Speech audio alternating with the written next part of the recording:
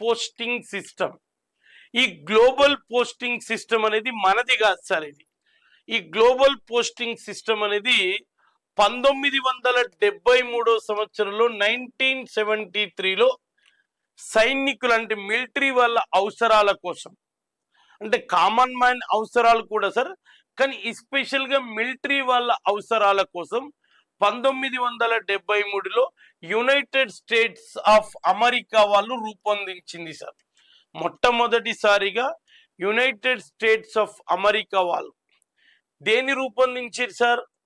సైనిక అవసరాల కోసం, అంటే మిలిటరీ వాళ్ళ అవసరాల కోసం, కొంత కాన్ఫిడెన్షియల్ ఇన్ఫర్మేషన్ కలెక్ట్ చేయడం కోసం వాళ్ళు సైనిక అంటే మిలిటరీ పారామిలిటరీ బలగాలు ఉంటాయి కదా సార్, వాటి అవసరాల కోసం ఈ గ్లోబల్ పోస్టింగ్ సిస్టమ్ను ఎవరు అంటే నాసా వాళ్ళు రూపొందించడం జరిగింది సార్.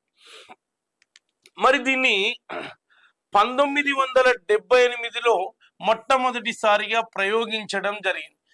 దీన్ని ముందు మ్యానుఫ్యాక్చర్ తీసుకొచ్చింది ఎప్పుడంటే 1973, యూటిలైజేషన్కి వచ్చేసరికి 1978లో సార్.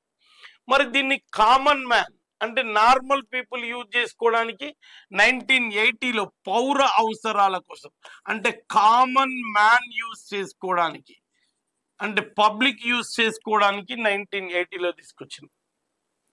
గుర్తుపెట్టుకోండి సార్, గుర్తుంచుకోవాలి సార్. ఇది నావిగేషన్ సిస్టమ్. సరే, మన దగ్గర కూడా దీన్ని ఇట్లాంటి టెక్నిక్ ఒకటి, అంటే ఇట్లాంటి జిపిఎస్ వ్యవస్థను మనం కూడా నావిక్ అనేటువంటి పేరుతో డెవలప్ చేసాం. We have to discuss. Table లాగా ఉంది, దాంట్లో డిస్కస్ చేస్తాం సార్. అయితే ఇట్లాంటి సేవలు మన దేశంలో 1993లో లూథర్ భూకంపం ఏర్పడింది సార్ మహారాష్ట్రలో. తర్వాత మనము వీటి మీద కాన్సెప్ట్ తర్వాత మాట్లాడతాం దాని గురించి. సో మరి జిపిఎస్ వ్యవస్థలో మొత్తము 24 ఉపగ్రహాలు, 6 గ్రూపులు, గుంపుకు 4 చొప్పున, అంటే 6x4 24 ప్రతి సెకండ్కు భూమి చుట్టూ 3D చిత్రాన్ని అందిస్తాయి సార్.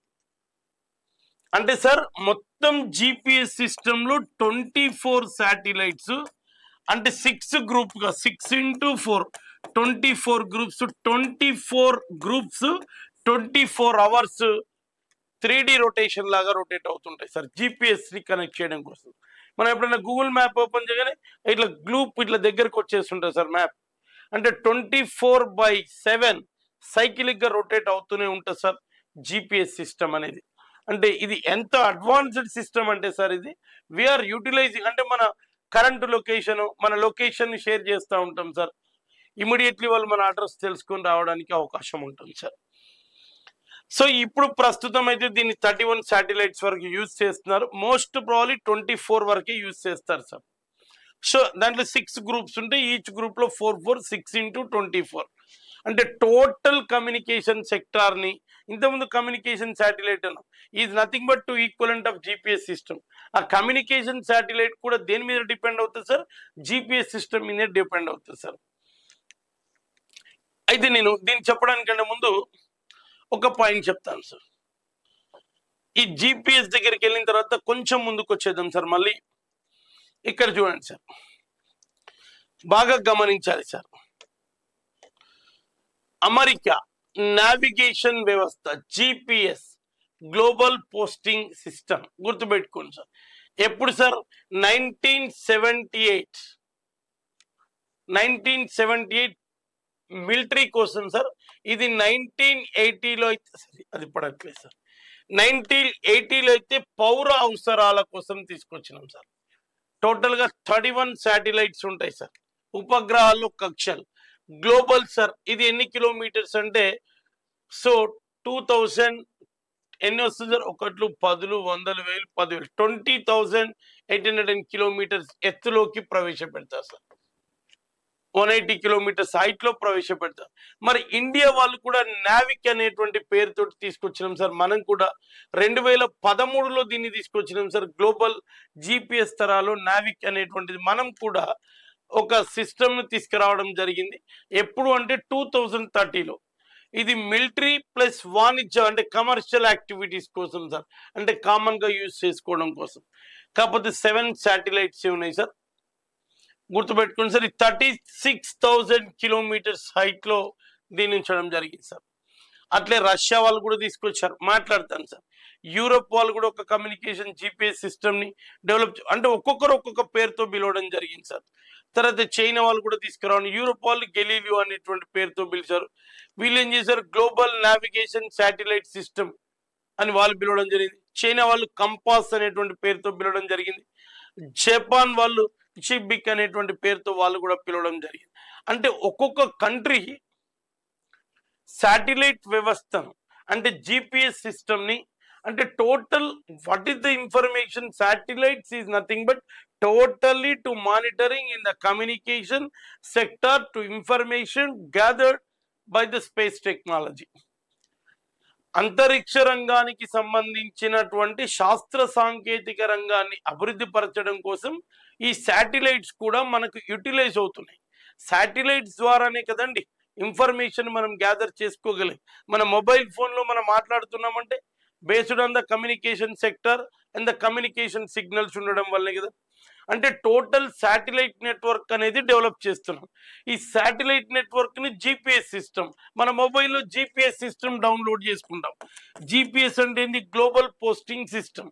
ఇది ఎవరు తీసుకొచ్చారు సార్ అంటే యునైటెడ్ స్టేట్స్ ఆఫ్ అమెరికా వాళ్ళు, మన ఇండియాలో కాదండి. ముందుగా ఇది USA, United states of America వాళ్ళు తీసుకొచ్చారు జిపిఎస్ సిస్టమ్. మనది కాదు GPS system, United states of America వాళ్ళు తీసుకొచ్చిన తర్వాత కొన్ని సంవత్సరాలకు మనం తీసుకొచ్చినాం సార్. వాళ్ళు ఎప్పుడు సార్, 1978 సార్. మన దగ్గర ఎప్పుడు వచ్చింది, 2003లో నావిక్ అనేటువంటి పేరుతో తీసుకొచ్చుకున్నాం మనం. వాళ్ళు ఏం చేశారు సార్, 1978లో తీసుకొచ్చారు. కామన్ మ్యాన్ మిలిటరీ అవసరాల కోసం సార్ ఫస్ట్ తీసుకొచ్చింది. తర్వాత 1980లో కామన్ మ్యాన్ యూజ్ చేసుకోవడం కోసం సార్ పౌర అవసరాలకు తీసుకొచ్చింది సార్. ఇవాళ జిపిఎస్ సిస్టమ్ ఉండడం వల్లే కదా sir everything we are identified sir. అరిచేతిలోకి తీసుకొచ్చుకున్నాం sir. Total world in your palm, మన అరిచేతిలోకి వచ్చింది సార్ ప్రపంచం అనేది. మొబైల్ నెట్వర్క్ నడుస్తుంది.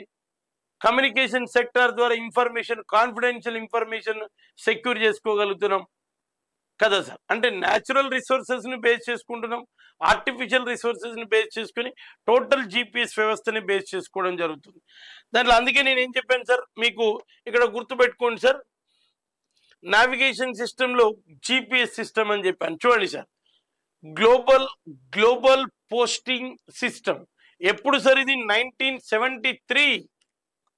1980లో కామన్ మ్యాన్ యూజ్ చేసుకోవడానికి వాళ్ళు తీసుకొచ్చారు. మన ఇండియాలో తీసుకురాలేదు సార్. ఇది మొత్తం ఎన్ని శాటిలైట్స్ రివాల్వ్ అవుతున్నాయంటే 24 శాటిలైట్స్, 24x6 అంటే 6 గుంపులుగా, అంటే 6 గ్రూప్స్ ని ఒక్కొక్క గ్రూప్ లో ఎన్ని ఉండేటట్టుగా చూసుకున్నాం, 4 శాటిలైట్స్ ఉండేటట్టుగా.